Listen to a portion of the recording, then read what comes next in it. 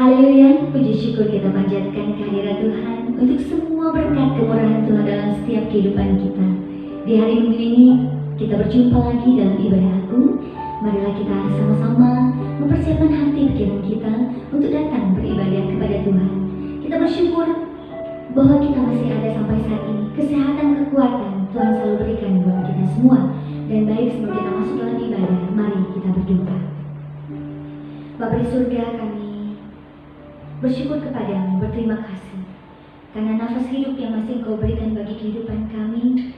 Dan di saat ini pula Tuhan, kami akan datang kepadamu Tuhan, lebih lagi saat setiap pribadi kami datang untuk memuji, membesarkan, menyembah Tuhan. Engkau yang agung dalam kehidupan kami Tuhan.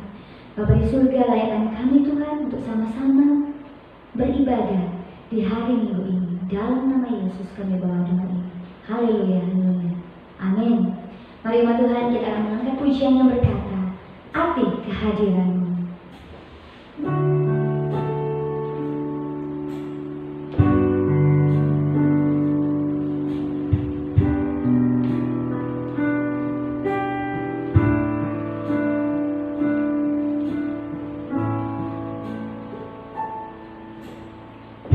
Jalan-Mu tak terselangi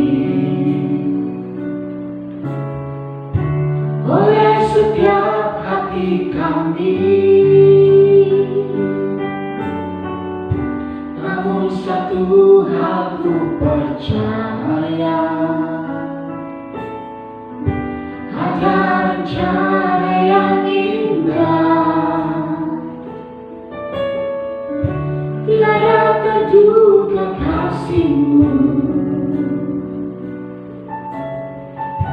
Heran dan besar bagiku arti kehadiran-Mu selalu nyata di dalam hidupku. Penyertaan-Mu sempurna, rencana-Mu penuh damai, aman dan sejahtera. Walau di tengah badai, ingin ku selalu bersama, rasakan keindahan arti kehadiran-Mu Tuhan.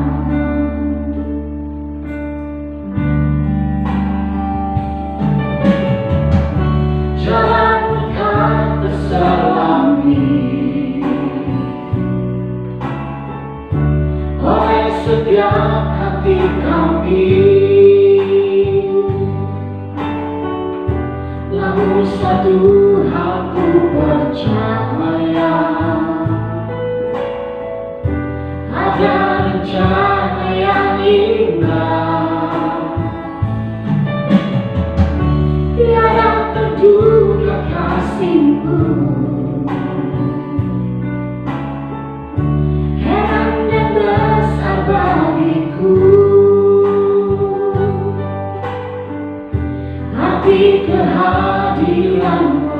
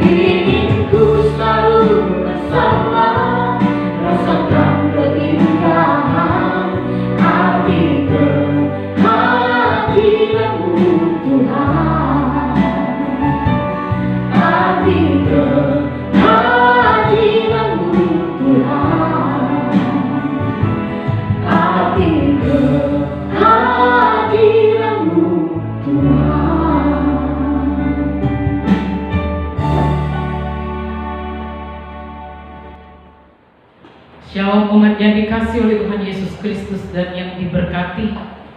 Kita bersyukur kita ada di minggu yang kedua di bulan November ini. Kita bersyukur pemeliharaan Tuhan begitu nyata atas kehidupan kita. Marilah di tempat yang berbeda sekalipun kita ada di rumah masing-masing, tapi kita bersyukur kalau kita boleh dapat beribadah kepada Tuhan. Kita sudah memuji-muji nama Tuhan. Tibalah saatnya kita akan mendengarkan firman Tuhan. Untuk itu mari kita mempersiapkan hati kita, pikiran dan seluruh keberadaan kehidupan kita, supaya hati kita boleh menjadi tanah yang subur, sehingga ketika firman Tuhan itu ditaburkan, dia boleh bertumbuh dan berbuah. Oleh karena itu mari kita berdoa.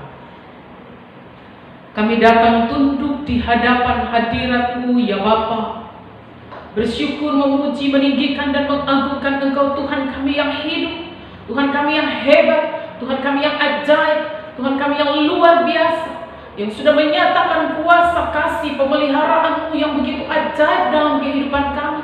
Kami boleh melewati waktu demi waktu dalam hidup kami. Kami boleh ada di minggu yang kedua di bulan November. Anugerah Tuhan begitu besar dan begitu limpah atas kehidupan kami. Karena itu sepatutnya kami bersyukur kepada-Mu dan mempersembahkan waktu kami dan hidup kami hanya untuk hormat dan kemuliaan bagi nama Tuhan. Bapa, kami sudah memuji-muji nama-Mu dalam ibadah ini. Tibalah saatnya kami akan mendengarkan kebenaran firman-Mu. Biarlah Tuhan Kau berikan kepada kami telinga dan hati seorang murid yang mau mendengar dan tunduk untuk mengerjakan dan melakukan firman-Mu dalam kehidupan kami. Bapa di dalam surga, terima kasih. Hamba kami berdoa untuk kuasa firman Tuhan boleh sungguh-sungguh bekerja atas kehidupan kami, mengubahkan dan memulihkan cara pandang dan kehidupan kami. Bapa di dalam surga, terima kasih. Berkati abdi-Mu yang penuh dengan segala kelemahan keterbatasan ini. Biarlah kiranya Bapa, Engkau pakai dalam kekuatan kuat kuasa Roh Kudus untuk menyampaikan apa yang harusnya disampaikan. Dan biarlah kiranya Bapa, Engkau yang mengendalikan hati, pikiran dan seluruh keberadaan kehidupan anak-Mu ini. Terpujilah nama-Mu Bapa di dalam surga. Kami menyerahkan waktu ini ke dalam tangan kuasa-Mu, Engkau yang mengambil alih sepenuhnya. Kami menghancurkan, mematahkan segala bentuk intimidasi dan pekerjaan iblis setan kuasa kegelapan. Dihancurkan, ditolak di dalam nama Tuhan Yesus. Terpuji nama-Mu. Kami siap menyambut dan mendengar kebenaran firman-Mu di dalam Kristus Yesus Tuhan. Kami telah berdoa dan bersyukur. Haleluya. Amin. Umat yang dikasihi oleh Yesus Kristus, mari kita menyimak cukup panjang ayat-ayat firman Tuhan yang akan kita baca pada minggu ini, yang terambil di dalam kitab Kisah Para Rasul pasal yang ke-15, ayat yang ke-22 sampai dengan ayat yang ke-41. Sekali lagi, kitab Kisah Para Rasul pasal yang ke-15, ayat yang ke-22 sampai dengan ayat yang ke-34. Demikianlah sabda Tuhan. Jawab kepada Antiokhia. Maka rasul-rasul dan penatua beserta seluruh umat itu mengambil keputusan untuk memilih dari antara mereka beberapa orang yang akan diutus ke Antiokhia bersama-sama dengan Paulus dan Barnabas, yaitu Yudas yang disebut Barsabas dan Silas. Keduanya adalah orang yang terpandang di antara saudara-saudara itu. Kepada mereka diserahkan surat yang berbunyinya, salam dari rasul-rasul dan penatua-penatua, dari saudara-saudaramu kepada saudara-saudara di Antiokhia, Syria, dan Kilikia yang berasal dari bangsa-bangsa lain. Kami telah mendengar bahwa ada beberapa orang di antara kami yang tiada mendapat pesan dari kami, telah menggelisahkan dan menggoyangkan hatimu dengan ajaran mereka. Sebab itu dengan bulat hati kami telah memutuskan untuk memilih dan mengutus beberapa orang kepada kamu bersama-sama dengan Barnabas dan Paulus yang kami kasihi, yaitu dua orang yang telah mempertaruhkan nyawanya karena nama Tuhan kita Yesus Kristus.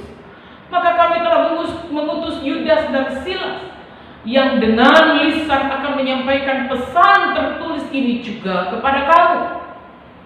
Maka kami telah mengutus Yudas dan Silas yang dengan lisan akan menyampaikan pesan yang tertulis itu juga kepada kamu. Sebab adalah keputusan Roh Kudus dan keputusan kami supaya kepada kamu jangan ditanggung lebih banyak beban daripada yang perlu ini. Kamu harus menjauhkan diri dari makanan yang dipersembahkan kepada berhala, dari darah, dari daging binatang yang mati dicekik, dan dari percabulan. Jikalau kamu memelihara diri dari hal-hal ini, kamu berbuat baik, sekianlah selamat. Sebab setelah berpamitan, Yudas dan Silas berangkat ke Antiokhia. Di situ mereka memanggil seluruh umat berkumpul, lalu menyerahkan surat itu kepada mereka. Setelah membaca surat itu, umat bersukacita karena isinya yang menghibur. Yudas dan Silas yang adalah juga nabi lama menasihati saudara-saudara itu dan menguatkan hati mereka. Dan sesudah beberapa waktu keduanya tinggal di situ, saudara-saudara itu melepas mereka dalam damai untuk kembali kepada mereka yang mengutusnya. Tetapi Silas memutuskan untuk tinggal di situ. Paulus dan Barnabas tinggal beberapa lama di Antiokhia. Mereka bersama-sama dengan banyak orang lain mengajar dan memberitakan firman Tuhan.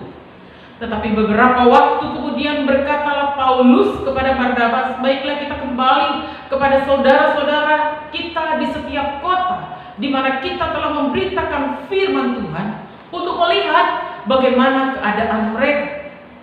Barnabas ingin membawa juga Yohanes yang disebut Markus, tetapi Paulus dengan tegas berkata bahwa ia tidak baik membawa serta orang yang telah meninggalkan mereka di Pamfilia dan tidak mau turut bekerja bersama-sama dengan mereka.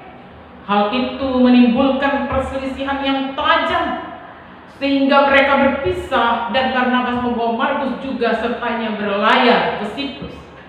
Tetapi Paulus memilih Silas dan sesudah diserahkan oleh saudara-saudara itu kepada kasih karunia Tuhan, berangkatlah ia mengelilingi Syria dan Kilikia sambil meneguhkan umat-umat Tuhan yang ada di sini.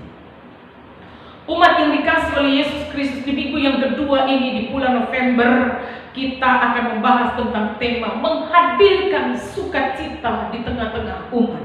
Menghadirkan sukacita di tengah-tengah umat. Dari teks yang kita baca, kita melihat di sini ada hal yang mengguncangkan iman oleh karena ada pengajaran-pengajaran yang lain di luar daripada pengajaran yang diberikan oleh rasul-rasul yang masuk kepada jemaat yang ada di Antiokhia. Nah, umat yang dikasih oleh Tuhan Yesus Kristus, banyak orang berpendapat bahwa sumber sukacita di dalam diri seseorang berasal dari ketika dia punya materi, punya uang, punya rumah yang bagus, punya mobil yang banyak, punya uang yang begitu berlimpah, yang bisa membawa dia kepada kehidupan yang lebih nyaman, lebih tentram, lebih aman. Apakah demikian? Tetapi jika kita mendasari sukacita pada kondisi ketika segala sesuatu aman, situasi nyaman di dalam kehidupan kita, maka Bapak, Ibu, dan saudara-saudara yang dikasih oleh Yesus Kristus, firman Tuhan mengajarkan kepada kita bahwa kalau kita menggantungkan sukacita kepada perkara-perkara materi, itu hanyalah bersifat sementara, itu hanya bersifat semu adanya.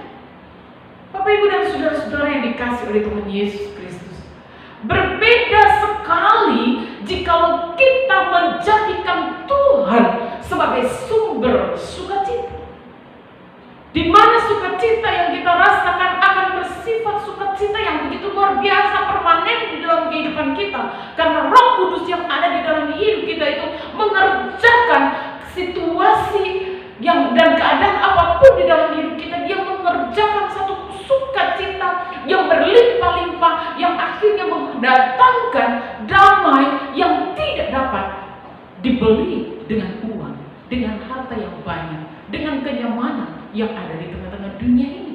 Karena apa? Sukacita itu adalah sukacita yang dari Tuhan, yang Tuhan beri di dalam hati dan kehidupan kita.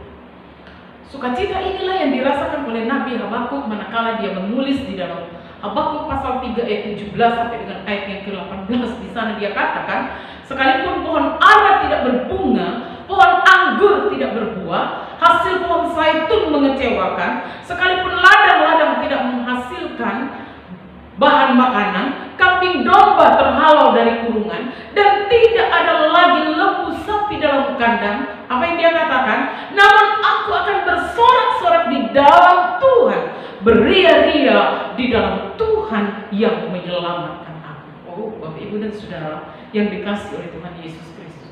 Padahal situasi yang dicatat dan ditulis oleh Habakuk, dia sedang berada dalam himpitan tekanan yang begitu luar biasa, yang seharusnya dia berada di tengah-tengah situasi yang tidak sukacita. Tetapi kita melihat apa yang dia catat di sana, bahwa dia mengalami sukacita yang luar biasa sekalipun di dalam kondisi yang tidak memungkinkan. Dia tetap ada sukacita, ada sorak-sorak. Sebab apa? Sebab sukacita karena Tuhan itulah perlindungannya. Umat yang dikasihi oleh Tuhan Yesus Kristus, kehendak Tuhan bagi kita orang percaya adalah kita senantiasa mengalami sukacita di dalam Tuhan. Bukan saja pada waktu kita mengalami kelimpahan, mengalami kenyamanan, mengalami ketenangan, tetapi juga di tengah-tengah perkara-perkara yang sulit dan susah sekalipun, seperti yang kita alami beberapa bulan ini. Umat yang dikasihi oleh Tuhan, bagi orang yang percaya tidaklah sulit untuk bersukacita di tengah-tengah penderitaan. Karena apa? Karena Roh Kudus ada di dalam kehidupan kita. Sukacita yang daripada Tuhan itulah yang menjadi kekuatan kita. Sebab itu Amsal berkata dalam Amsal 24 ayat yang ke-10, jika kita mengalami tawar pada masa-masa kesesakan, kita mengalami tawar hati, maka di sana dikatakan kecillah kekuatan kita. Nah, Bapak Ibu dan saudara-saudara yang dikasihi oleh Tuhan Yesus Kristus, mari kita mau melihat bagaimana menghadirkan sukacita itu di tengah-tengah umat, di tengah-tengah situasi, di tengah-tengah keadaan yang begitu sulit, tantangan yang berat. Apalagi ini berbicara tentang pengajaran yang menyesatkan umat Tuhan yang berada di Antioquia. Yang pertama yang harus kita lihat adalah milikilah kepekaan roh. Nah, kita melihat di sini di dalam ayat yang ke-28. Di dalam ayat yang ke-28 di sana dikatakan, sebab adalah keputusan Roh Kudus dan keputusan kami supaya kepada kamu jangan ditanggungkan lebih banyak beban daripada yang perlu ini. Kita melihat kepekaan roh yang diberikan oleh Tuhan kepada para rasul dan penatua-penatua yang ada di Yerusalem, sehingga mereka ambil keputusan ketika mendengar umat Tuhan yang ada di Antioquia sedang terancam iman mereka, sedang terganggu sukacita dan pengiringan mereka akan Tuhan, oleh karena ada pengajaran yang tidak sesuai dengan firman Tuhan, maka mereka mengambil satu tindakan ketika mereka berdoa, mereka diberikan kepekaan roh, dan mereka mengutus Yudas yang biasa disebut Barsabas dan Silas diutus untuk mendampingi Paulus dan Barnabas untuk berkunjung kepada sidang yang berada di Antioquia. Itu dapat kita lihat dalam ayat yang ke-22. Tugas mereka adalah bagaimana mereka harus datang menenangkan umat Tuhan yang ada di sana, yang sedang mengalami keresahan akibat ajaran yang membuat umat ini mengalami kekacauan yang akibatnya ajaran yang disampaikan oleh pengajaran-pengajaran yang tidak benar pada waktu itu. Mereka dengan lisan akan datang menyampaikan pesan yang tertulis itu kepada sidang yang ada di sana. Hasil yang telah diputuskan dengan kuasa Roh Kudus kepada umat, supaya tidak disesatkan berkaitan dengan apa? Berkaitan dengan makanan yang dipersembahkan kepada berhala, berkaitan dengan darah, berkaitan dengan daging binatang yang mati dicekik, dan dari percabulan. Umat Tuhan diharapkan lewat surat yang mereka bawa itu menjauhkan diri dari makanan yang dipersembahkan bagi berhala. Itu kita bisa lihat dalam ayat yang ke-27 sampai dengan ayat yang ke-29. Dan akibatnya, dampak daripada kehadiran kehadiran daripada rasul-rasul di tengah-tengah umat Tuhan yang berada di Antioquia. Disambut oleh umat Tuhan, kalau kita lihat di dalam ayat yang ke-32, mereka bersuka cita dengan keputusan sidang atas persoalan dan pergumulan yang dihadapi oleh umat Tuhan yang ada di Antioquia. Bagaimana iman mereka makin dibangkitkan, diteguhkan, dan dikuatkan. Oleh karena itu pemimpin-pemimpin gereja harus memiliki kepekaan seperti yang dimiliki oleh rasul-rasul ini, kepekaan Roh Kudus untuk mengerjakan pekerjaan-pekerjaan Tuhan yang lebih besar dan lebih dahsyat dan lebih luar biasa. Bukan mengikuti apa kehendak diri, kehendak manusia, kekuatan-kekuatan yang ada di sekitar, tetapi sungguh memiliki kepekaan Roh. Yang pada akhirnya ketika mereka hadir, kita melihat ada perubahan yang luar biasa. Umat yang ada di sana mengalami sukacita dan iman mereka makin diteguhkan dan dikuatkan. Kita tahu bersama bahwa di Antioquia lah untuk pertama kali orang-orang yang percaya di sana disebut Kristen. Otomatis mereka menghadapi tantangan yang begitu luar biasa, dan juga ada orang-orang yang berusaha hadir di sana untuk menyesatkan. Dan bagaimana Roh memberikan kepekaan kepada para rasul. Oleh karena apa? Bapak, Ibu, dan Saudara yang dikasihi oleh Yesus Kristus, karena mereka memiliki persekutuan yang karib dengan Tuhan, sehingga mereka punya kepekaan terhadap Roh Kudus Tuhan, apa yang harus mereka lakukan terhadap setiap umat Tuhan. Umat yang dikasihi oleh Yesus Kristus, karena itu berdoalah sungguh-sungguh kepada setiap abdi-abdi Tuhan yang memimpin gereja, agar supaya mereka boleh memimpin gereja, memimpin umat Tuhan dengan kuasa impartasi dari Roh Kudus Tuhan. Bukan datang dari kekuatan, kemampuan, kepintaran secara akademis, tapi bagaimana Roh Kudus menuntun dengan caranya yang begitu luar biasa, sehingga setiap umat Tuhan yang ada boleh dibawa kepada pengajaran yang benar, sehingga mereka bertumbuh iman mereka menjadi kuat teguh menghadapi hal apapun. Umat yang dikasihi oleh Yesus Kristus. Kemudian yang kedua, bagaimana supaya umat tetap hadir dengan sukacita yang begitu luar biasa? Kehadiran seorang abdi Tuhan yang kedua adalah harus berbicara dengan tepat dan benar. Umat yang dikasihi oleh Tuhan Yesus Kristus, kesejahteraan itu tidak hanya dalam cakupan materi saja, tetapi setiap hasil keputusan yang benar dan tepat merupakan bagian yang menghadirkan sejahtera dan sukacita. Itu dapat kita lihat dalam ayat 22 sampai dengan ayat yang ke-29. Di sana jelas bahwa ada pergumulan yang dihadapi oleh umat yang ada di Antioquia, yang saya sudah katakan tadi, yang membuat kehidupan umat Tuhan ini resah. Mereka ada di dalam kegelisahan, mereka saling menuding dan menuduh satu dengan yang lain. Dan akhirnya hasil sidang yang diberkati oleh Roh Kudus dan yang disampaikan dengan tulus membuat umat Tuhan tenang. Mereka tidak lagi merasa resah.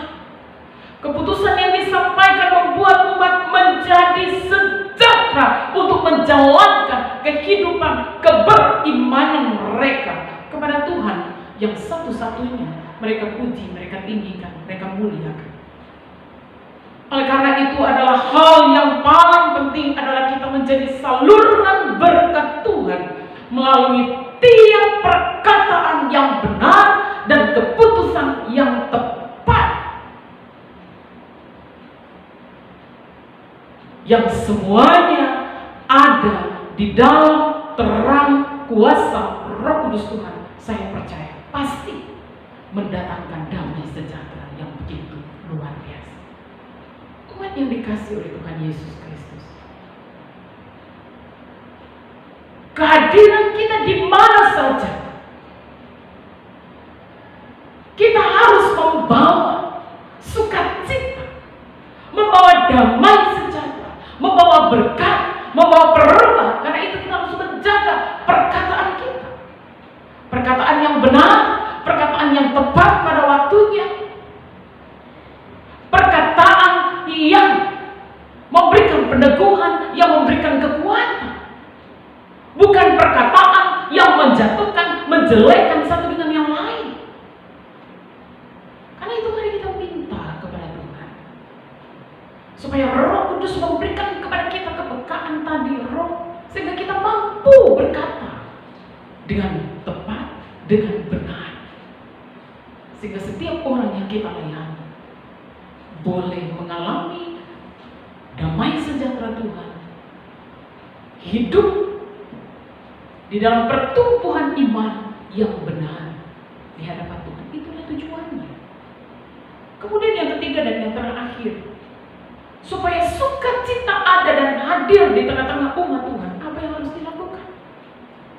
Ketika kita mendengar mungkin salah satu saudara kita, teman seiman kita, sedang mengalami kejatuhan, sedang mengalami kemunduran, sedang mengalami persoalan yang dihadapi seperti yang dihadapi oleh umat Tuhan yang ada di Antiokhia, apa harus kita lakukan? Kita hadir di sana, mengunjungi dia, visitasi. Demikianlah gereja memberikan istilah untuk suatu perkunjungan. Seseorang diberikan tugas untuk mengunjungi umat Tuhan, di mana dengan kita datang mengunjungi dia, dengan kita datang melihat keberadaannya secara konkret, itu memberikan peran yang penting bagi umat, yaitu menumbuhkan kekuatan iman bagi umat itu. Kita melihat di sini ada Paulus, ada Barnabas, ada Yudas, ada Silas. Bagaimana mereka diberikan mandat dari persidangan rasul-rasul dan penatua yang ada di Yerusalem untuk mengunjungi umat Tuhan yang ada di Antiokhia. Dan Yudas dan Silas menerima tugas yang khusus itu untuk menyampaikan surat penggembalaan secara lisan dalam rangka menanggapi keresahan umat Tuhan pada waktu itu dengan adanya ajaran sesat yang membuat mereka resah, yang membuat mereka gelisah, yang membuat mereka tidak lagi mengalami sukacita. Umat yang dikasihi oleh Yesus Kristus, umat Tuhan yang ada di Antiokhia, mendengarkan apa yang dijelaskan oleh Silas dan juga Yudas mengenai isi surat itu, yaitu berupa nasihat agar mereka menjauhkan diri dari persembahan-persembahan berhala. Nah, Bapak, Ibu, dan Saudara, dalam kehidupan bergereja, saling mengunjungi adalah perbuatan yang baik dan yang penting untuk kita lakukan. Karena di sanalah akan menumbuhkan kekuatan iman, semangat hidup sebagai bergereja dan sebagai umat Tuhan dan sebagai saudara-saudara seiman. Disinilah perkunjungan menjadi kekuatan dalam satu gereja dan sebagai sesama umat yang percaya kepada Tuhan. Kita tidak diajarkan oleh firman Tuhan untuk kita tidak cuek satu dengan yang lain, atau egois satu dengan yang lain, atau tidak peduli satu dengan yang lain. Tetapi lewat bagian firman Tuhan ini kita diajarkan untuk bagaimana kita peduli dengan sesama teman-teman kita seiman. Contoh, mendampingi teman-teman kita yang mungkin sedang berada dalam pergumulan yang berat. Mereka memerlukan perhatian dan sapaan dari kita. Kehadiran kita cukup memberikan penegasan bahwa kita juga merasakan apa yang dialami oleh saudara kita yang sedang ada di dalam pergumulan. Atau mungkin di tengah-tengah pandemi COVID ini kita mungkin jarang untuk bertemu. Tetapi kan kita ada handphone, kita bisa WA, kita bisa SMS, kita bisa saling sapa satu dengan yang lain, memberikan penguatan dan semangat satu dengan yang lain menghadapi hidup, menghadapi keadaan yang ada, supaya iman kita, persekutuan kita boleh senantiasa terjaga dan terpelihara, sehingga umat yang dikasih oleh Yesus Kristus, sukacita itu kita alami. Oleh karena apa? Kita saling peduli satu dengan yang lain. Kita tidak hidup egois, kita tidak hidup untuk kepentingan diri kita, kita tidak hidup hanya untuk diri kita sendiri. berbahagia. Umat yang dikasihi oleh Tuhan Yesus Kristus. Sehingga sukacita itu kita rasakan. Oleh karena apa? Bersama-sama dengan teman-teman seiman, kita dimampukan oleh Tuhan menghadapi berbagai tantangan dan pergumulan yang ada. Kalau hari-hari ini itu mungkin sudah mulai kita tinggalkan, mari kita mau hidupkan lagi itu, kita mau bangkitkan lagi. Agar supaya kehidupan kita bisa berbeda dari orang-orang yang tidak mengenal Tuhan. Jangan lupa Bapak Ibu dan Saudara. Sebagai anak Tuhan, orang yang percaya, mari di dalam anugerah dan kekuatan yang datangnya daripada Tuhan, kita belajar untuk di mana saja kita ada dan hadir. Karena kegerakan Roh Kudus Tuhan yang bekerja di dalam kehidupan kita memberikan kepada kita kepekaan untuk melihat kepada situasi dan keadaan yang terjadi di sekitar kita. Sehingga kehadiran kita boleh mendatangkan sukacita dan damai sejahtera, sehingga nama Tuhan makin dipuji, ditinggikan dan dimuliakan lewat kehidupan kita. Umat yang dikasihi oleh Tuhan Yesus Kristus, selamat menghadirkan sukacita di mana saja kita berada. Karena Roh Kudus yang menuntun kita, karena Roh Kudus yang mengajar kita. Dan biarlah kita boleh berbicara dengan tepat dan benar. Dan juga Bapak Ibu dan Saudara, kehadiran kita di mana saja mendatangkan sukacita dan kekuatan iman. Selamat mengalami sukacita yang datangnya daripada Tuhan, dan selamat menjadi berkat bagi siapa saja yang kita jumpai. Tuhan Yesus memberkati kita.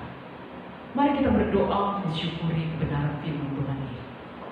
Bapa, terima kasih untuk firman-Mu yang boleh mengingatkan kami pada hari ini. Bagaimana kehadiran kami Tuhan boleh mendatangkan sukacita bagi teman-teman kami, saudara-saudara kami seiman, di mana saja Tuhan membawa dan mengutus kami. Karena itu kepekaan Roh Engkau beri bagi kami Tuhan.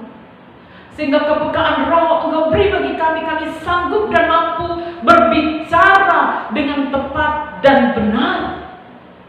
Sehingga memberikan keteguhan iman kepada saudara-saudara kami yang berada di tengah-tengah pergumulan.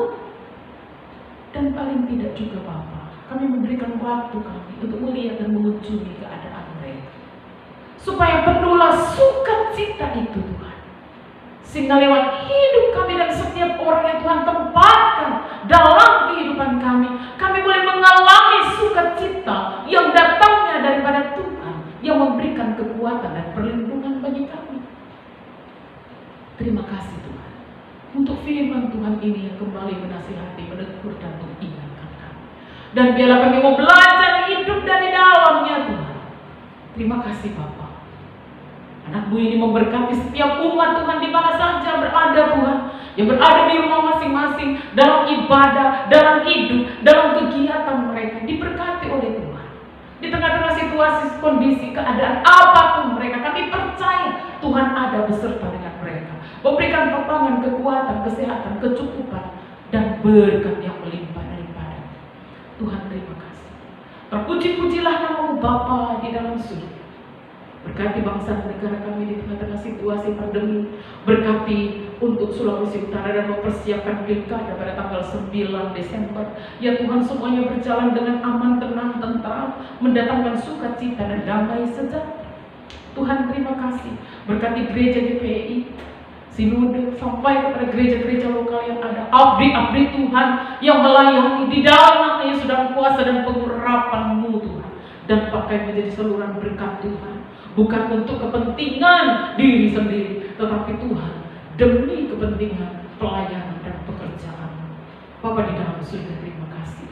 Berkati semua baik yang sudah mengambil bagian dalam pelayanan hari ini, baik para singer, pemimpin pujian, pemusik, tim rekaman. Di dalam nama Yesus, Tuhan kembalikan kuasa dan pengurapan-Mu. Tuhan memberikan kekuatan, sukacita, damai sejahtera yang melimpah-limpah daripada-Mu Bapa. Terima kasih Tuhan. Terpuji-puji nama-Mu. Kami mempercayakan hidup kami sepenuhnya di sepanjang pekan yang berjalan. Biarlah Tuhan terus menuntun, menjaga, menyertai, melingkupi setiap kami dengan kekuatan yang datang daripadamu, sehingga tiap waktu, tiap saat kami boleh pakai kehidupan kami, boleh menjadi senjata-senjata terang Kristus di mana saja kami berada, membawa berkat bagi begitu banyak orang. Tuhan, terima kasih. Terpuji-pujilah nama-Mu Bapa di dalam surga.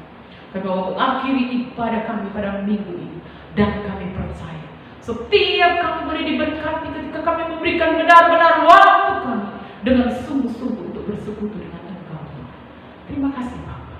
Terpuji-pujilah nama-Mu Yesus Kristus Tuhan, yang sudah memberkati kami dengan pujian dan firman-Mu, yang sudah memberikan kuasa dan pengurapan-Mu bagi kami, dan kami percaya kuasa itu akan terus menyertai kehidupan kami. Tuhan, terima kasih. Terpujilah nama. Inilah doa kami di dalam Kristus Yesus Tuhan, yang sudah siap untuk memberkati setiap kami. Kami telah berdoa dan bersyukur hanya kepada Bapa di dalam surga. Umat yang dikasihi dan yang diberkati oleh Tuhan, biarlah Engkau melangkah di sepanjang pekan yang ada di depan, bersama-sama dengan Kristus yang sudah berjanji untuk menyertai Engkau. Sebab itu kerjakanlah kebenaran firman Tuhan di dalam hidupmu, arahkanlah hatimu kepada Tuhan, dan terimalah berkat-Nya. Tuhan memberkati engkau dan melindungi engkau. Tuhan menyinari engkau dengan wajah-Nya dan memberikan kepadamu kasih karunia.